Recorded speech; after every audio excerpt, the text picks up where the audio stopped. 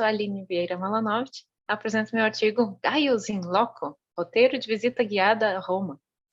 Foi publicado na revista Metis, de História e Cultura, da Universidade de Caxias do Sul, aqui do Rio Grande do Sul, neste ano de 2022. Agora, no finalzinho do ano, foi divulgado, fiquei bem contente. O resumo do trabalho: as Institutas de Gaius são uma obra fundamental para o estudo do direito romano e uma viagem de estudos para visitar atrativos ainda preservados, correspondentes aos locais em que o direito romano foi aplicado e se desenvolveu na Roma Antiga, é possível hoje. Como a gente viu num outro trabalhinho que eu apresentei, vocês podem conferir no link aqui, nos seminários de direito romano. O objetivo desse trabalho aqui, da visita guiada a Roma pelo Gaius, é identificar locais de visitação turística em Roma associáveis às lições do Gaius, dos Institutos de Gaius. O método baseou-se em pesquisa bibliográfica nessa obra e também em guias turísticos e arqueológicos. Uma análise comparativa, eu consegui identificar os locais relacionáveis aos temas abordados pelo Gaius. E, como resultado, fiz um quadro das associações, né, entre os assuntos e os locais, e uma proposta de roteiro de viagem a Roma guiada por Gaius. Conclui-se que é didaticamente relevante a retomada da obra do Gaius por esse novo ponto de vista, que configura a contribuição dessa pesquisa, tanto para os estudos de história e cultura, quanto para os de direito romano. Faço uma introdução aqui, trazendo viajantes do mundo antigo, o tema das viagens no mundo antigo, trazido à tona nos estudos, né, recentes, e na literatura clássica grega e também romana, tem muitas dessas viagens. Os argonautas, o Petrônio lá, o Satiricon, o Asno de Ouro, do Apuleio, as sátiras de Horácio falam em viagens, a Odisseia, claro, a Eneida, os mais clássicos, né? Tem personagens reais, né, fora da literatura também, viajantes, Apolônios de Tiana, um exemplo, né, Pausânias é um encontro viajante, o Paulo de Tarso, São Paulo dos católicos, e o imperador Antonino, que também tem suas viagens relatadas. Essa escolha temática relevante para uma expedição em forma de viagem de estudos relacionados à história e cultura é o direito romano. É fato consagrado que os romanos desenvolveram com renomada maestria no âmbito da teoria os principais institutos jurídicos conhecidos, aqueles no âmbito do direito civil. E para o estudo do direito romano, a obra do Gaius é uma das mais relevantes desde os tempos romanos. No material que eu pesquisei, relata que lá, evidentemente, né, as institutos foram feitas para ser manual de ensino e, inclusive, no tempo do Justiniano eram usadas e são até hoje, né, no tempo dos alemães do século XIX, continuavam sendo usadas e hoje em dia nas nossas aulinhas do século XXI também são usadas na aula de direito romano. Eu trago aqui um pedaço da revisão bibliográfica sobre obras que relatam lugares na Roma Antiga que têm a ver com o período lá da Roma Antiga, enfim, lugares que existem hoje e que estão relacionados à Roma Antiga, ao período da Roma Antiga. São muitas obras, tem várias bem antiguinhas aqui. Esse quadro tem 2 pedaços, eu trouxe só um pedaço. Bom, são muitas obras, eu quis só resumir aqui. Então, tem obras em vários idiomas, né, porque muitos pesquisadores trataram sobre isso.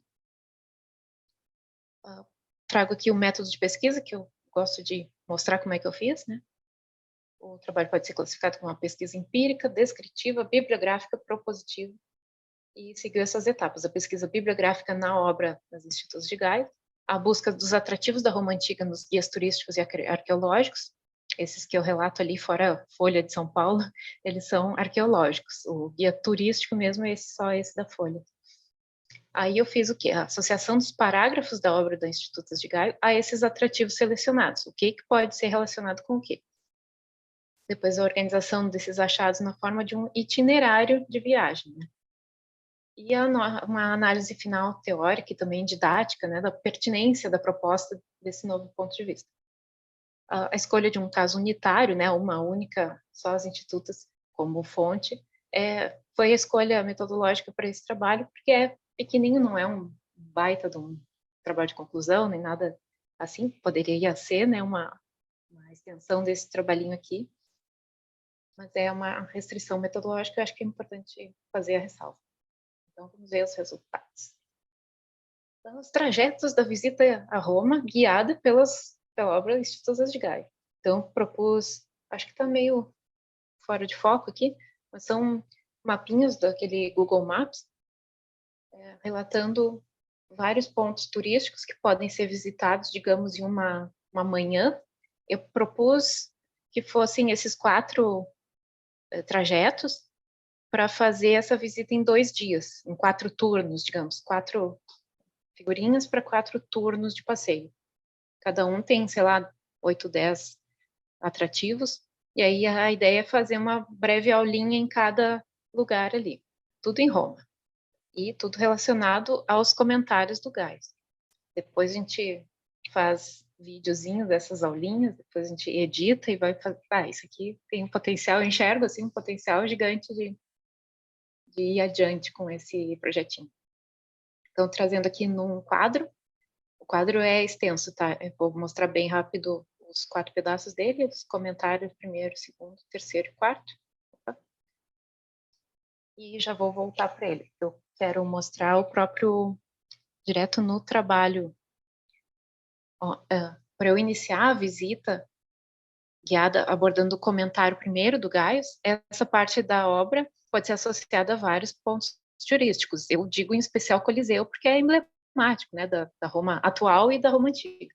Na primeira parada, que é o Coliseu, aí eu avanço a abordagem sobre o direito romano em outros lugares. Esses parágrafos iniciais, do 1 até o 7, ali sobre a Constituição Romana, eles enunciam as diferentes fontes do direito dos romanos, fontes. Aí a fonte egéria, aquela, é o lugar, seria, né, o lugar onde o Numa Pompílio teria recebido da ninfas inspirações para legislações.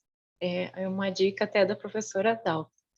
Os direitos do povo romano constam de leis, plebiscitos, senatos consultos, constituições imperiais, editos, daqueles que têm direito de promulgar, e respostas dos prudentes. Prosseguindo a visita, acho que pode ser abordado o tema das condições dos homens, que é do Gaius I, de 9 a 12, e seguintes também. Os parágrafos sobre os deditícios, que é 1:13 e 1:25 e 27, eles mencionam diretamente os locais como o circo, por exemplo, o circo máximo, para os destinados ao combate no circo com os gladiadores ou com as feras, podendo também ser associados por interpretação monumentos que celebram conquistas de territórios e dos seus povos como escravos, por exemplo, a Piazza Colonna ou o Arco de Tito. Outros lugares próximos dali até, que se pode visitar e são mencionados pelo Gaius, eles têm relação com uma situação específica de manumissão de escravos. O Gaius menciona teatros e termas, por exemplo, o Teatro de Pompeu, as termas de Caracalla, no Gaius 1:20, quanto aos escravos maiores de 30 anos, costumam ser manumitidos sempre quando passar por eles o pretor ou o procônsul, quando estes vão às termas ou ao teatro. Tá escrito lá. O próximo atrativo da visita tem relação com uma forma de aquisição de cidadania pelos latinos, que está relacionada à construção de uma casa em Roma. No Gaius 1:33. Obteria o direito quiritário todo latino que tivesse patrimônio de 200.000 sesterços ou mais e se edificasse em Roma uma casa na qual empregasse não menos da metade desse patrimônio.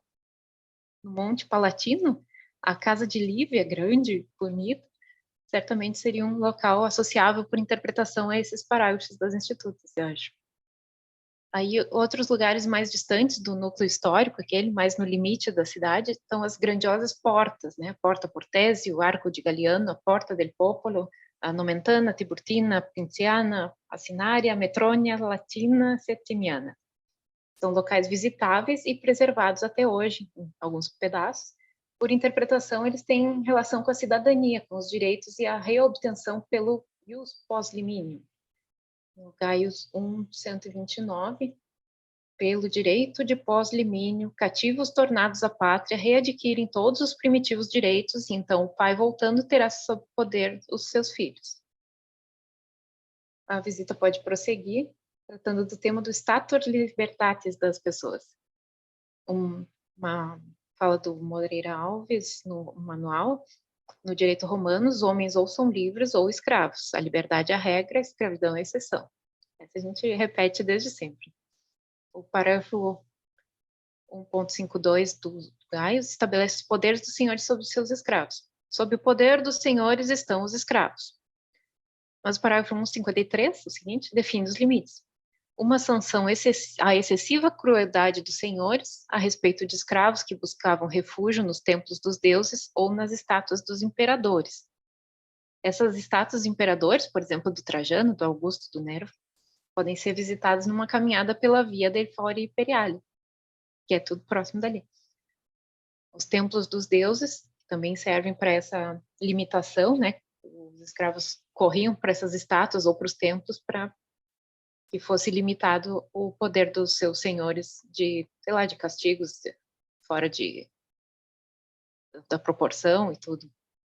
Uma norma para a libertação de filhos e filhas do pátrio poder registrada no Gaius 1.130. Libertam-se do pátrio poder os filhos do sexo masculino pela consagração flamines diales e as filhas tornando-se vestais. Pode-se interpretar que o templo de Vesta, local onde atuam as virgens vestais, tem relação com essa regra e com a regra da libertação da tutela, que é outra do Gaius 1.145.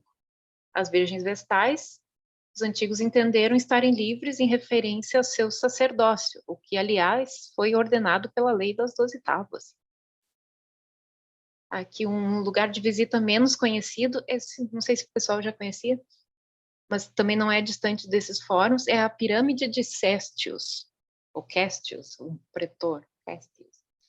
Pode-se interpretar que os parágrafos do Gaius que determinam deveres e poderes dos pretores são associáveis a essa pirâmide tumba desse pretor, os tutores dativos, a tutela legítima, solicitação de tutor, e vários paragrafinhos no final do comentário primeiro. Vou mostrar o quadro do comentário segundo.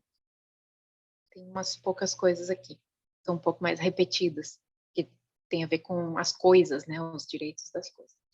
O comentário segundo tem parágrafos cujos ensinamentos suscitam associação a diversos locais visitáveis. A simples identificação das edificações preservadas do patrimônio cultural da época romana já remete às classificações estabelecidas nas Institutas de Gaius.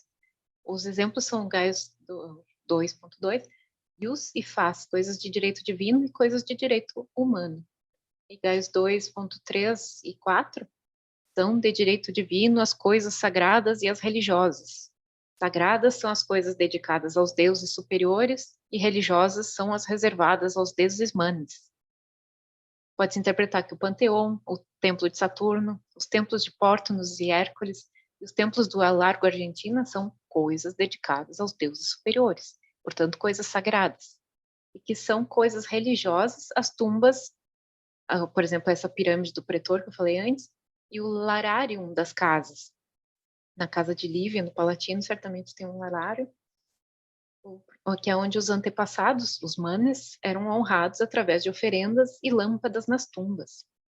O Gaio cita que os muros, por exemplo, as muralhas Aureliana e Serviana, e também as portas da cidade, Porta Portese, por exemplo, são coisas santas.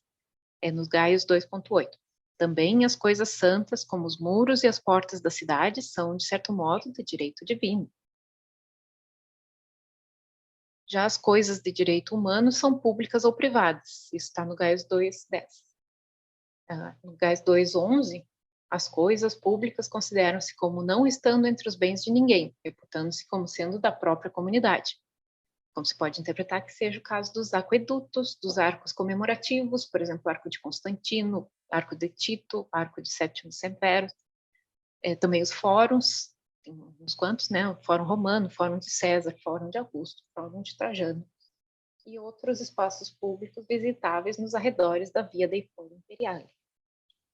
A outra classificação que o Gaius traz é que as coisas podem ser corpóreas ou incorpóreas, Gaius 2.12 até 14, e res mancipi ou res nec mancipi, 2.14a até, e o 15 também. Visitando o Monte Palatino, pode-se interpretar que seus belíssimos jardins, eles são associáveis àquelas normas sobre aquisição de propriedade de plantas ou de coisas plantadas no terreno de alguém. É o Gaius 2.73. e até 75. No mesmo tema, outra forma de aquisição da propriedade pode ser interpretativamente associada aos já visitados Arco de Tito, Arco de Sétimo Severo, a Coluna de Trajano, a Coluna de Marco Aurélio, que são monumentos a conquistas militares. No Gaius 2.69, são nossas também pela razão natural as coisas tomadas do inimigo. Dos militares, no finalzinho do comentário segundo, interpreta-se que são associáveis ao Templo de Marte Vingador, os testamentos improquinto, os tipos de testamento improquinto, quando se preparavam para a guerra, quando partiam para o combate. Gaius 2.101, o testamento improquinto, que era utilizado na guerra, se fazia diante do povo que atuava como testemunha reunido em ordem de batalha. Os testamentos também são tratados no comentário terceiro, que trata mais de sucessões, né? São temas associáveis por interpretação a representações de famílias, como as de Augusto e Lívia na magnífica Ara Pacis, o altar da Pacis, que pode ser visitada logo depois, porque é ali perto dessa via de fora imperial. Nas sucessões, conforme dispõe a lei das 12 tábuas, as heranças de falecidos sem testamento pertencem em primeiro lugar aos herdeiros seus. Está também no Gaio 3.1. As obrigações são outro tema do comentário terceiro e podem ser interpretadas como associáveis aos fóruns, fórum romano, fórum de César, fórum de Augusto, fórum de Trajano. Também a Basílica Emília. A Basílica representa, junto com a Cúria, todos os órgãos da autonomia municipal, tanto jurídicos quanto administrativos. Esses são locais em que se realizavam contratos, assumindo as correspondentes obrigações. Gás 388, toda obrigação nasce ou de um contrato ou de um delito. São associáveis por interpretação ao cárcere mamertino e aos fóruns as obrigações nascidas de delito. Gaius 3, 182, obrigações nascidas de delito, como, por exemplo, furto, roubo, dano ou injúria. E assim como as definições desses delitos no direito civil e das correspondentes ações de indenização por furto, roubo, dano e injúria. Todos no comentário terceiro, lá passando do 185 até o 225, por ali. Ainda nos fóruns, pode-se interpretar que é associável a eles o comentário quarto, que trata das ações, ação in rem e in persona, que é o Gaius 4, 1 a 3, ou 1 a 9, e o processo judicial romano como um todo. Bom, daí eu concluo que diversos temas abordados nos 4 comentários das Institutas de Gaius podem ser associados a locais físicos preservados e visitáveis em Roma. Esse percurso que eu bolei ali pode ser feito em 4 etapas, por exemplo, 2 dias, né? 2 manhãs, 2 tardes, para contemplar os locais relacionados aos 4 comentários da obra Institutas de Gaio. Vou trazer aqui já para conclusão. Esse trabalho alcançou seu objetivo de identificar locais de visitação turística em Roma associáveis às lições da obra Institutos de Gaio. Foram elaborados itinerários de visita guiada por Roma, contemplando locais mencionados na obra e locais relacionados por meio de interpretação aos institutos jurídicos nela apresentados. Não se teve intuito de desenvolver argumento novo, apenas o de expor um novo ponto de vista, que configura a principal contribuição dessa pesquisa para os estudos históricos e culturais sobre o direito romano. Trago aqui as referências, foram várias, e encerro. Obrigada.